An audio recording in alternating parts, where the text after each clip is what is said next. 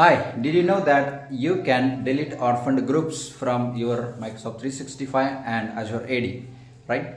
Now let's understand what are those orphaned groups. Orphaned groups are those groups which are synchronized from on-premises AD to the cloud, and upon disconnection of on-premises environment from Azure AD or Entra ID into the cloud, those becomes orphaned groups, right?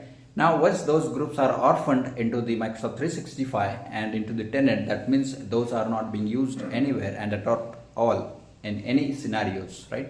Because those does not have any source of authority anywhere, and they don't have any other scenarios or configurations to be utilized as well, right?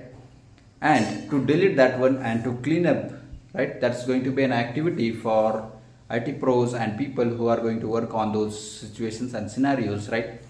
And to delete that one, there is a way by using Microsoft PowerShell, right?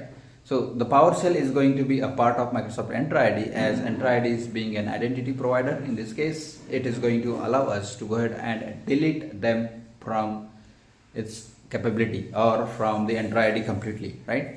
By deleting them and by cleaning it up, that means we are removing orphaned objects from the Entra ID, and it is going to clean up all those groups from the tenant, right? So that's part of cleanup activity, and that's going to also make sure tenant is clean and does not have any unwanted objects which can confuse people around the team and people, right?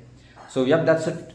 Let me know if you have seen this and have used it, and maybe what is the step you have used to remove and delete those orphaned objects, including groups and any other objects that you have synchronized from on-premises AD to the cloud. So I'd be happy to answer them, and let me know what are the steps you have taken. Thanks for watching. Bye for now.